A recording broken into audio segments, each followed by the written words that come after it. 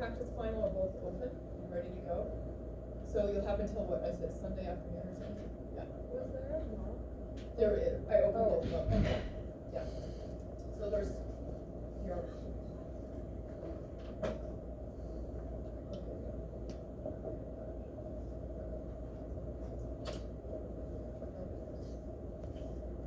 So if you go into DMS 130,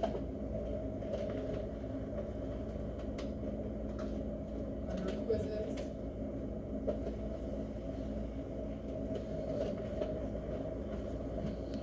there's a practice final exam.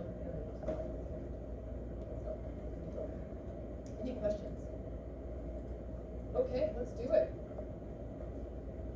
So, you're going to get a little bit of thyroid this quarter, and we really get into it next quarter when we do small parts.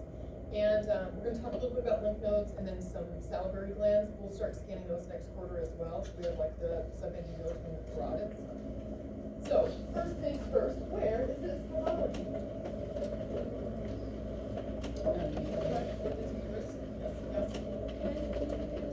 Anterior? Pardon me? I don't think. Anterior, what else? Left. Where on the uterus is it?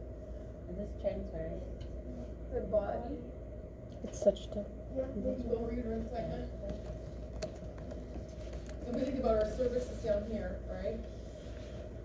Lower uterine segment, and then this widens, that becomes the body of the core. You want to be on this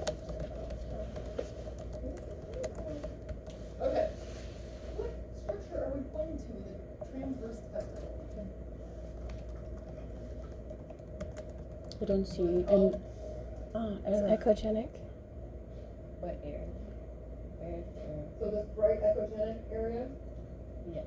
because remember, it's a portion of this, kind of the architecture and structural testicle.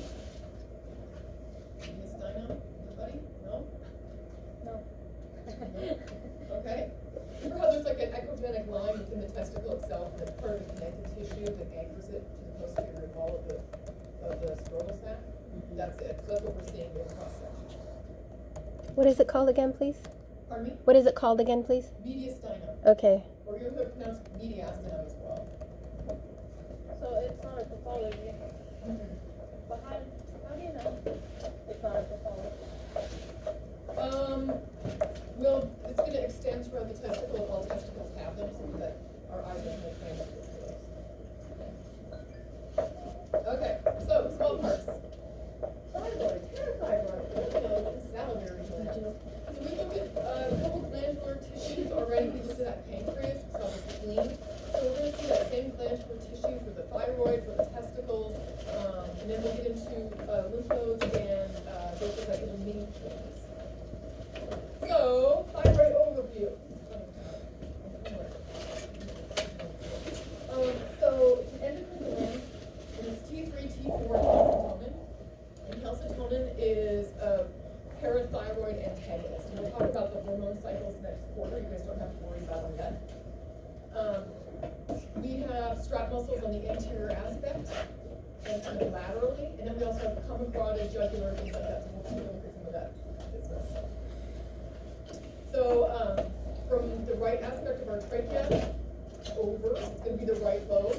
The left side is the left side, so the left lobe. And then we have a little bit of tissue that extends between the two lobes called the isthmus. And that's something that we'll be measuring, like the thickness of the leg. Oh, and then there's what they call a pyramidal lobe.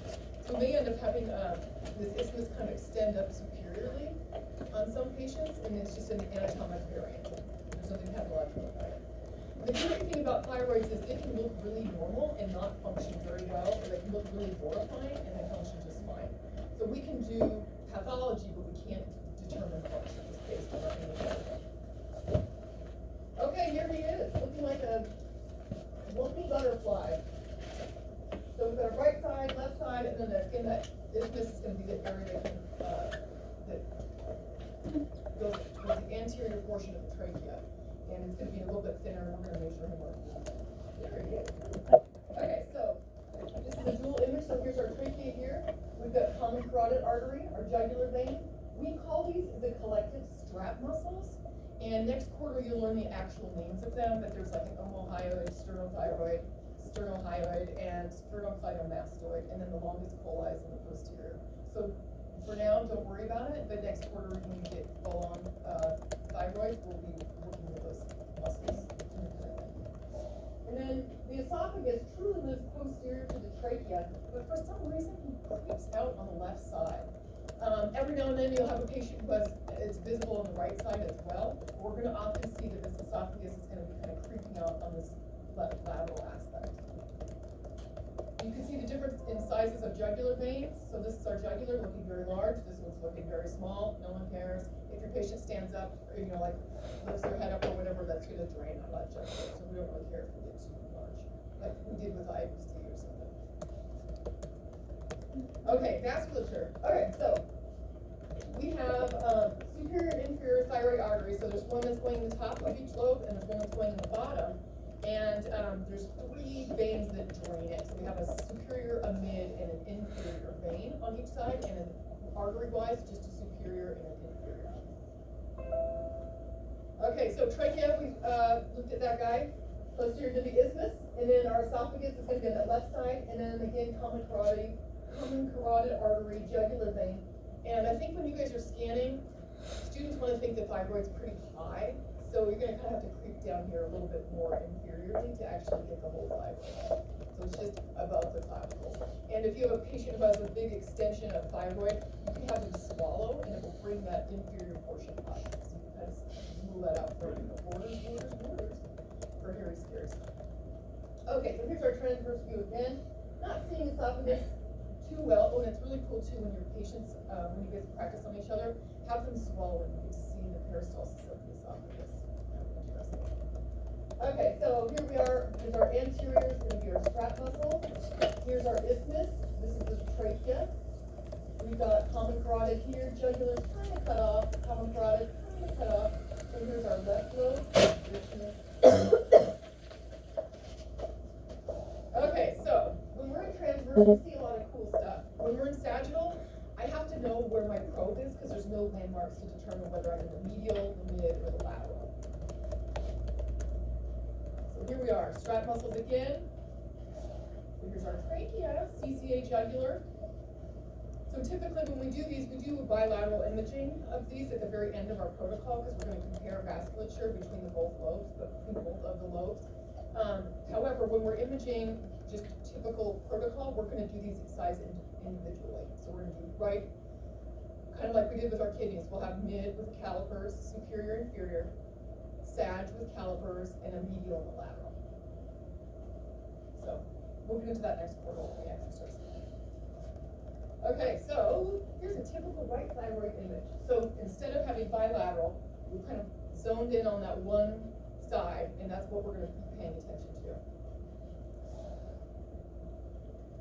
Okay, so there are no real major landmarks. I just have to know with my probe. So either I'm lateral towards the carotid, or I'm medial towards the trachea.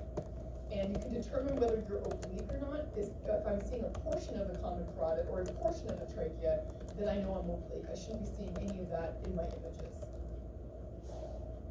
Okay, here, ooh, look at it, exciting.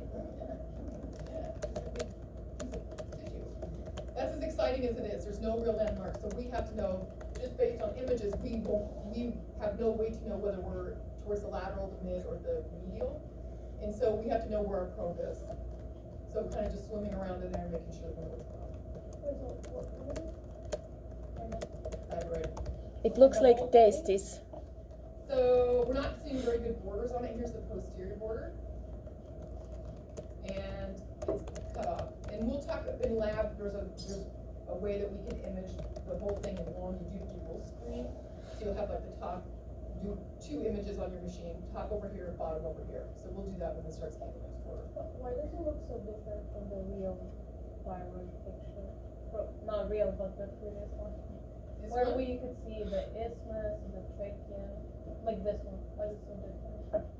Well, we're looking at it in sagittal. I think you're just not seeing the borders for it. Here, let's go up.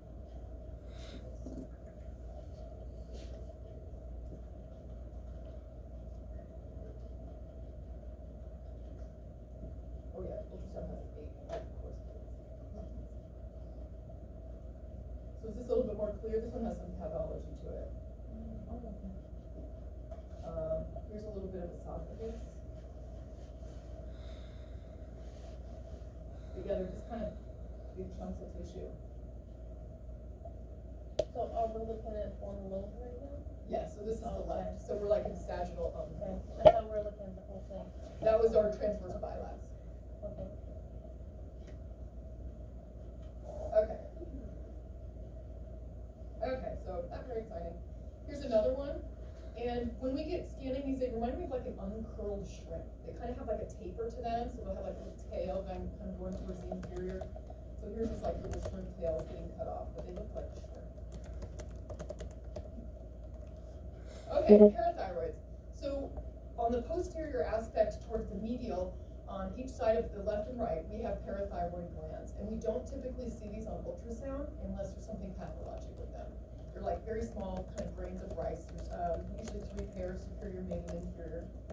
And when we talk about the thyroid hormone cycle, they are responsible for stimulating osteoclasts to disintegrate bone and increase blood calcium.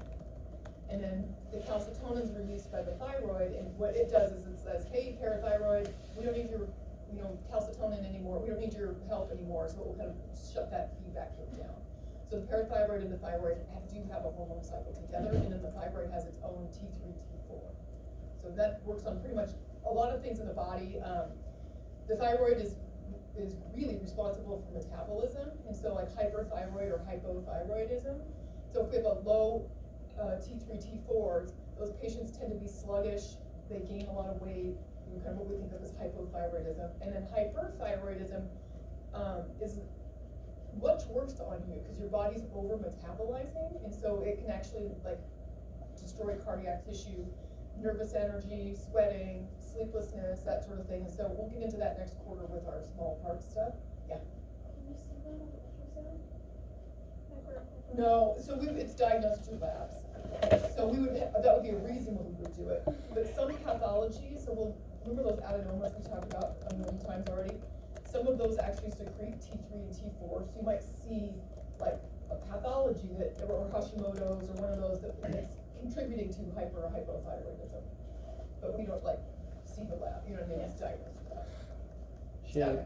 Yeah. can you say the thing about parathyroid and stimulating osteoblasts one more time for me? Osteoclasts. Clasts, okay. So osteoclasts are the ones that are responsible for chewing up bone, right? Oh, okay, that's important. And Yeah. so the parathyroid will stimulate osteoclasts to increase the amount of calcium in the blood. And then when it gets to a certain degree, then the thyroid will produce calcitonin and shut that feedback down. Gotcha. And interestingly enough, testosterone and estrogen are our builders. That's how we build bones. So they're the ones that stimulate the osteoblasts. So that's why women get osteoporosis, is because our ovaries eventually quit functioning and stop producing estrogen, whereas men don't have that. They maintain their testosterone throughout their lives, and so they don't have osteoporosis like we must the cuties. Hey. Okay. Questions on any of that? Nothing you need to know today. Okay. So here's an abnormal parathyroid and transverse. So here's our trachea. We've got our common carotid here, and we're seeing this kind of posterior aspect. Now, one thing that can be tricky is this a pathology or is it a parathyroid? And usually parathyroids will have an echogenic capsule. I don't know if you guys can kind of see that there's a capsule associated with this. And so that's how you can determine that it's a parathyroid. It's extra thyroid, it's outside of the thyroid, but they're gonna live on that medial posterior aspect. So versus a regular thyroid gland, it's not echogenic? Will the capsules, that's how you would try to find that capsule to determine, is this part of the thyroid or is it a separate structure? Okay. So you can visualize the capsule. But like this guy, you don't see the capsule very well at all. But this is also an abnormal parathyroid and sagittal. Okay, so now we're going to talk about other stuff. So we have lymph nodes everywhere, and we're going to start next quarter, the first week of scanning. We're going to start by looking at lymph nodes and kind of get practiced on the linear transducers. And so feel free to kind of play around with them or whatever, but we're going to be focusing on the jugular and cervical chains. And as we do our thyroid exams, part of that is looking at those jugular and cervical lymph node change for any abnormalities. So if I have a patient who has a history of carcinoma or they have thyroid cancer, which you're gonna pick a cancer, pick that one, it's super easy, doesn't metastasize very well, doesn't grow very quickly, and it's easily removed. So ask Santa for some thyroid cancer. But anyway, so we're gonna take a peek at those for our first lab next quarter, and they look like little mini kidneys, and we have them all over our body. We've talked about them with the abdomen specifically so far, but they're gonna be all over the place. So they look like little mini kidneys, so they should have this hypoechoic kind of cortex and then an echogenic fatty hilum, and they may have just a little teeny smidge of vascularity within that echogenic hilum. Or, yeah. So let's see what we got. That's a little mini kidney. And this one, we still have that fatty hilum, that hypoechoic cortex. Hypoechoic cortex, so we're getting a little less, like more lumpy kidney. Now we're abnormal. And one of the tricky things about lymph nodes is when they go awry, they may not look like a lymph node anymore. So you're like, what is this thing? I have no idea. So we can evaluate its location and see if there's prominent nodes surrounding it. But once they go a little haywire like this, we may just have to document them and say, hey, you know, hypoechoic, homogeneous with a cystic area, measuring X, Y, and Z located here. And one thing too, your patients will have like an enlarged lymph node, say they got the COVID vaccine or they got whatever, and they'll have an enlarged lymph node, and then they touch it a lot. And that actually makes it more reactive.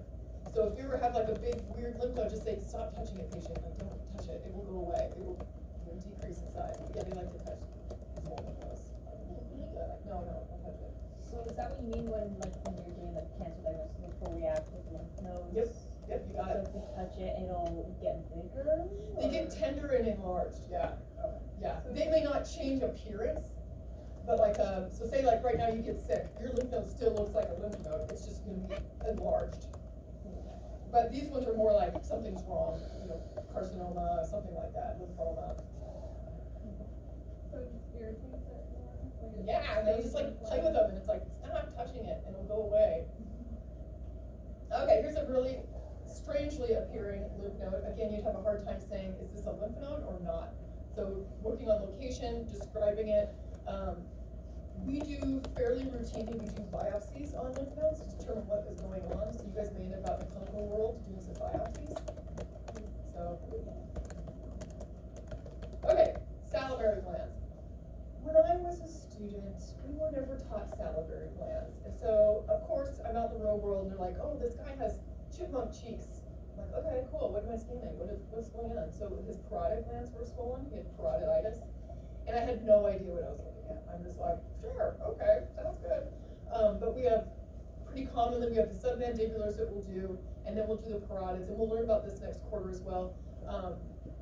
But they look like glandular tissue, they look like a thyroid, it's kind of the same thing, your salivary gland. And whenever we evaluate them, we always make sure we're doing the contralateral side as well. So you don't just look at one side, you look at the other side for size and duct, there's little ducts in there that get prominence and things like that. So just want to make sure everybody's symmetrical. Okay, so yeah, stones are very common, inflammation, infection. So if a patient recently had some sort of illness, measles, mumps, whatever, sometimes these will react and enlarge. And so, like that guy with chipmunk cheeks, I was like, I don't know what I'm doing. Put a probe on it. Let's see what it's all about. So, okay, so here they are. We don't usually do the sublingual. That's the one that's directly below the tongue. We usually stick to submandibulars and then the parotids. And you may not do both of these in one exam. You may have an order for the parotids or an order for the submandibulars. But they look like this. Yeah, right? Yeah. So glandular tissue, they've measured it out here. A little bit of depth, excessive depth in this. We can probably get rid of some of that. But it just looks like a thyroid tissue. It's just glandular tissue. Ah, yes. And that's it. So we'll get into that next quarter. So first week of next quarter, we'll be doing lymph nodes on each other and working with the linears in the standout path. Then we'll get started on thyroid. And then it's somewhere in the quarter, we'll start doing, parotid and submandibulars, as we get moving through the quarter. What do we need to know for now? Oh, remember my pancreas image that I love so much? I love this one too. Yeah. This is in the last exam. Maybe. Okay, so yeah, just, basically, landmarks, things like that. And then we'll get hot and heavy with it next quarter. We'll actually look at all the different, muscle groups. They just kind of generic, they call them strap muscles. We'll look at all the different muscles and whatnot. And you have to learn how to spell them. Sternocleidomastoid. Shea, I'm just curious, during exam, your expectation, for example, do we need to write just abbreviation or you would like the full name of structures as a rule? What is your expectation? We, in our annotation world, we're pretty much shorthand, so if you guys wanna give me shorthand, you can. Okay,